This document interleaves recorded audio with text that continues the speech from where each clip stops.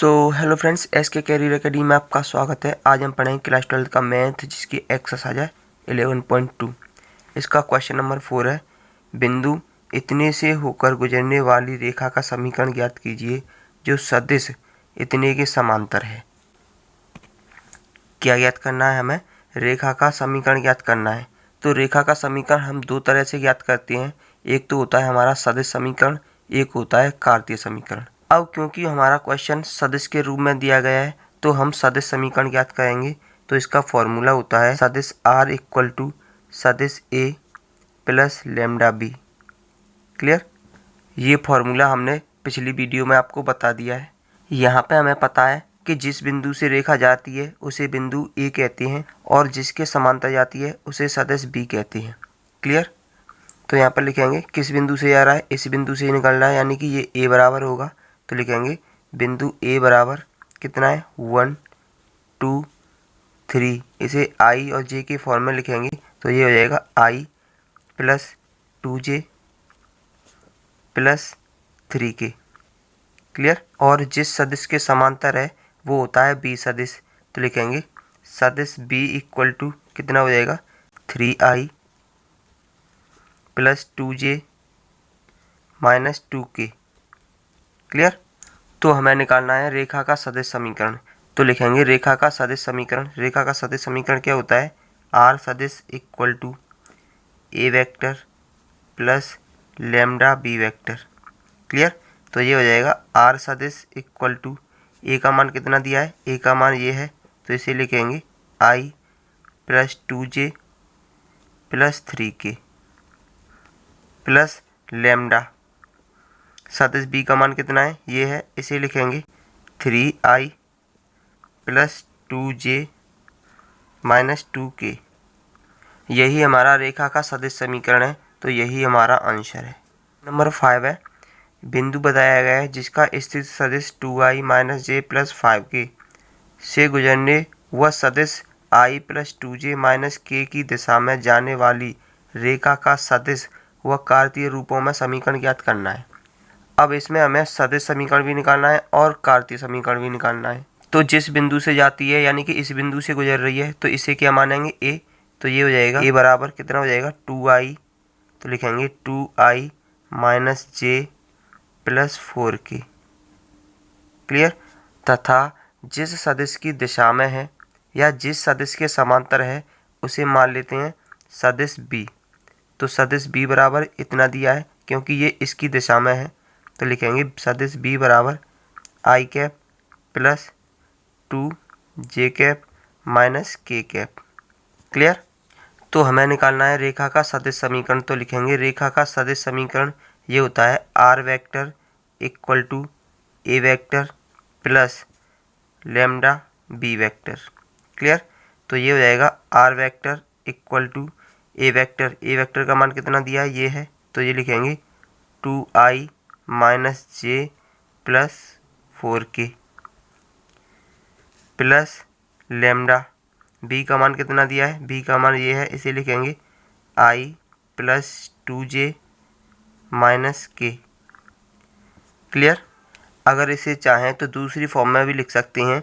तो ये हो जाएगा R वेक्टर इक्वल टू, यहाँ से हम I J और K कॉमन ले लेंगे, तो ये हो जाएगा 2 प्लस लैम्डा, यहाँ से हम I कॉमन ले लेंगे, प्लस यहाँ पर हो जाएगा -1 प्लस 2 लैम्डा, J कॉमन ले लेंगे, प्लस यहाँ से 4 माइनस लैम्डा, यहाँ से ले लेंगे K कॉमन। तो ये सदिश भी हो जाएगा। यानी कि हम सदिश रूप इस तरह भी लिख सकते हैं और इस तरह भी लिख सकते हैं। क्लियर? निकालना है हमें रेखा का कार्तीय समीकरण। तो लिखेंगे रेखा का कार्तीय समीकरण। रेखा के कार्तीय समीकरण का फॉर्मूला होता है हमारा x माइनस x1 अपॉन दिक् अनुपात A बराबर y माइनस y1 अपॉन दिक् अनुपात B equal to z minus z1 upon दिक् अनुपात C। क्लियर? तो यहाँ पर हम सबसे पहले x1, y1 और z1 के मान ज्ञात करेंगे। तो देखेंगे सबसे पहले रेखा किस बिंदु से होकर गुजर रही है। रेखा इस बिंदु से होकर गुजर रही है तो x1, y1 और z1 I, J और K के गुणांक ही होंगे।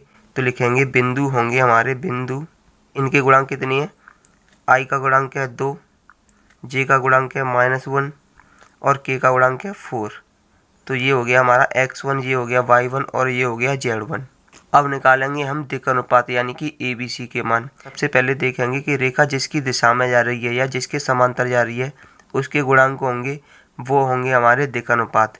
यानी कि दिक् अनुपात निकालेंगे तो ये हो जाएगा दिक् अनुपात। दिक् अनुपात इसकी दिशा में जा रही है यानी कि इसके गुणांक होंगे, वो क्या होंगे हमारे दिक् अनुपात।